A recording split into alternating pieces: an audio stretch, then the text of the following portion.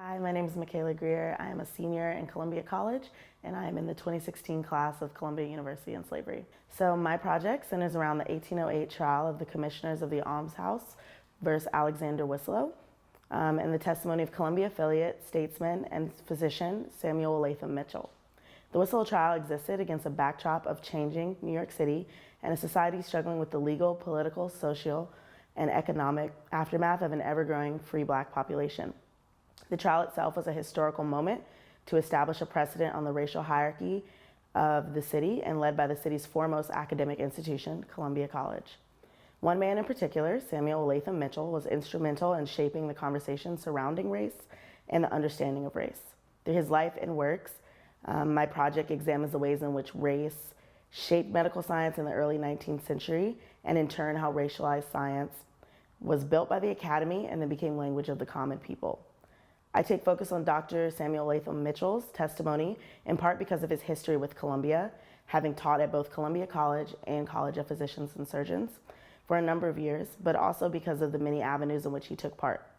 His role as a physician, politician, professor, and editor of the country's first medical journal, the Medical Repository, both solidify him as a valuable expert witness for the prosecution in the trial, but also as a succinct means of demonstrating how racial science was constructed to fit the narrative of slavery and black autonomy in New York City in the early 19th century.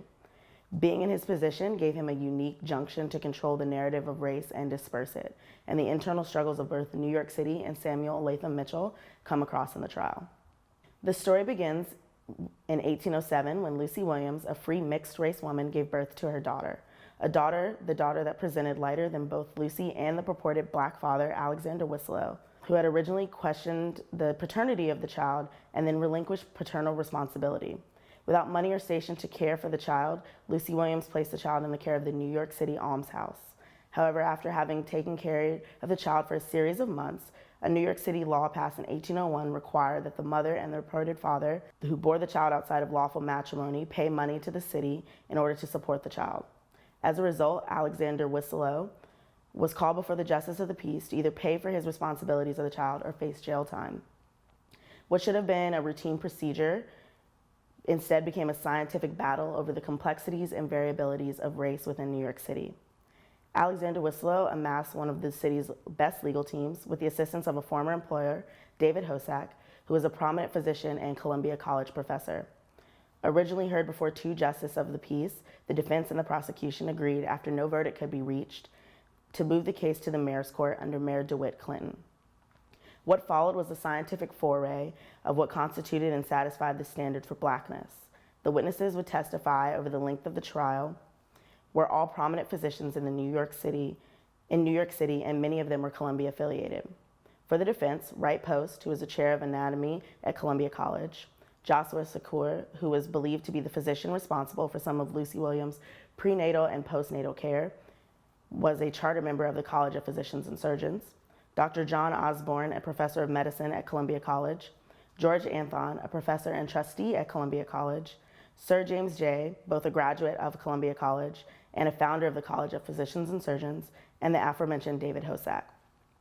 For the prosecution, there was only one, Dr. Samuel Latham Mitchell. My project looks to examine the witness testimony with a special focus on that of Dr. Mitchell to mark the ways in which the precedent on what constitutes race and blackness was created. Through the testimony, I've marked out 4 themes I believe run through the trial and New York City at large.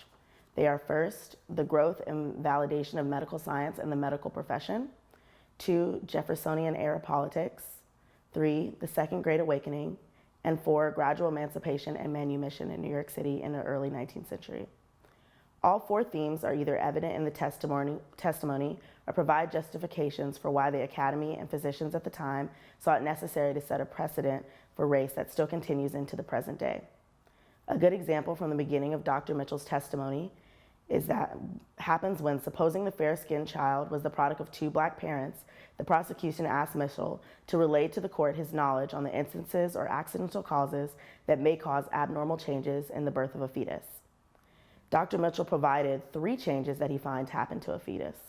He lists them both and their origin. The first and most important being the alteration or complexion of a child given by Diazra in the History of Quadrupeds in Paraguay. Mitchell finds the first is the most common and has the power to be the most important due to the fact that it can become permanent through generations of procreation. Several things were to come from this piece of testimony alone. First, Dr. Mitchell backed his testimony with scientific research and making his testimony that much more validated and harder to dismiss. He was the first physician in the trial to do so. Second, he provides an alternate understanding of race that is wholly incompatible with the current racial hierarchy of the city and that was no longer solely divided by slave and slaveholder. Mitchell's primary racial hierarchy of the city and his examination dismisses color as a means of differentiation, since color, as he testified, is the most susceptible to change. For the trial, it meant that Alexander Winslow could be the father of a white child. And for New York as a whole, it meant that whiteness and blackness were impermanent and unfixed. At the time of the trial, New York had already passed the first round of gradual emancipation laws, freeing thousands of slaves. As they, along with slaves freed via manumission, moved into the city and workforce, there had to exist a defining and subjugating barrier between them and working class whites, which was and had been color. Yet Mitchell's testimony proved that the unimportance of color in determining whiteness combated that ideology.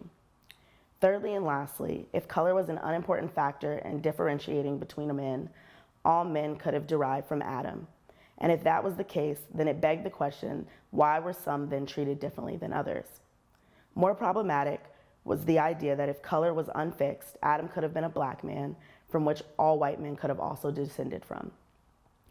In summation, his testimony proves to be most poignant in the case because it challenges the popular ideological and belief systems surrounding race and therefore provides the most insight into the social upheavals, gradual emancipation, manumission, and the Second Great Awakening we're having on New York City and its citizens.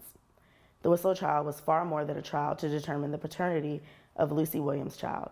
It was a moment in which, quote, scientific authority was enlisted to counter a powerful inherited tangle of folk beliefs, ancient medical theories, anecdotal observations of racial difference, precisely because this amalgamation conflicted with the social requirements of racial slavery, namely the fundamental project of defining white from black. It put on display the ways in which universities and the academy accelerated and politicized science and the institution of race. The Winslow trial is just as much about Columbia as it is about race. And the issue of how it is understood was coming directly from the Academy and Dr. Mitchell. Even him being on the side of the prosecution, he played an integral role in ensuring that those views were widespread.